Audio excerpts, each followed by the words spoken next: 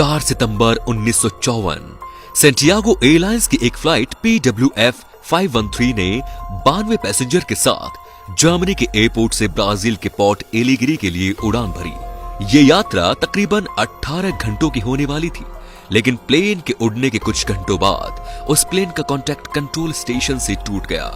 उसके बाद कई दिनों तक कांटेक्ट करने की कोशिश की गई, लेकिन इस प्लेन से कांटेक्ट दोबारा नहीं हो पाया। ऐसा लग रहा था जैसे वो प्लेन बादलों में ही कहीं गायब हो गया।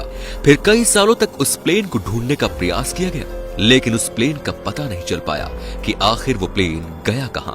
लोगों को ऐसा लगने लगा था कि हमने उस प्लेन और उसमें बैठे 92 पैसेंजर्स को कहीं खो दिया। इस घटना के कुछ महीनों बाद सैंटियागो एयरलाइंस को हमेशा के लिए बंद कर दिया गया, लेकिन फिर भी कई सालों तक इस प्लेन को खोजने की कोशिशें जारी रही। पर न तो इतने सालों में प्लेन का पता लग पाया और न ही उसमें बैठे 92 यात्रियों का। उसके बाद धीरे धीरे सालों में बदल गए, लेकिन प्लेन को खोज पाना असंभव सा लगने लगा।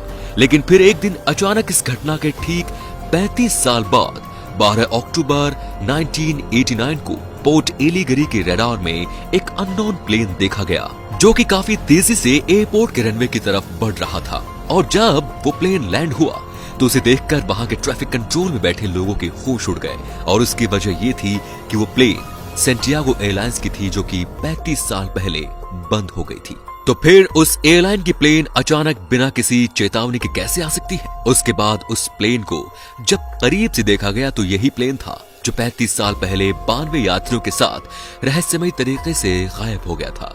ये सब देख वहां मौजूद लोगों को कुछ भी समझ में नहीं आ रहा था कि आखिर ये सब हो क्या रहा है। ये तो कुछ नहीं, अब जो मैं आपको बताऊंगा वो तो जानकर आपके भी रोंगटे खड़े हो जाएंगे। एयरपोर्ट ट्रैफिक कंट्रोल ने उस प्लेन के कैप्टन से कांटेक्ट करने की काफी कोशिश की, लेकिन कैप्टन का जवाब न मिलने पर एयरपोर्ट अथॉरिटी ने अंदर जाने का फैसला किया। फिर प्लेन के दरवाजे को किसी तरह खोलकर वे अंदर पहुंचे। उसके बाद उन लोगों ने जो देखा वो देखकर उनके पैरों तले जमीन खिसक गई, क्योंकि प्लेन में इंसानों की जगह इंसानी कंकाल मौजूद थे, जो कि अपनी अपनी सीटों पर सीट बेल्ट से बंधे हुए थे।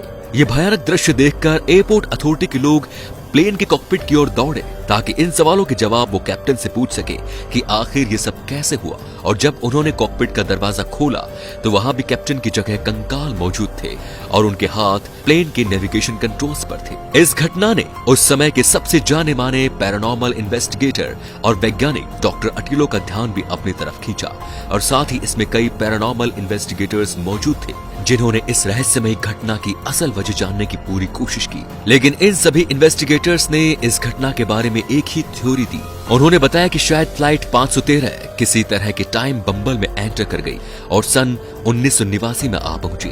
लेकिन इन लोगों द्वारा दी गई थ्योरी भी इस बात का जवाब नहीं दे पाए कि आखिर पायलट के कंकाल ने प्लेन को सही तरीके से लैंड कैसे कराया, जिस वजह से ये रहस्य आज तक नहीं सुलझ पाया। आज के इतने आधुनिक समय में साइंस की इतनी तरक्की के बावजूद इस पूरी दुनिया में ऐसे रहस्य छिपे हैं जिनका अभी तक साइंस के पास कोई जवाब नहीं है। तो दोस्तों, इस वीडियो को लेके आपके मन में क्या विचार हैं हमें कमेंट में जरूर बताएं, और वीडियो पसंद आया हो तो शेयर जरूर करें। धन्यवाद।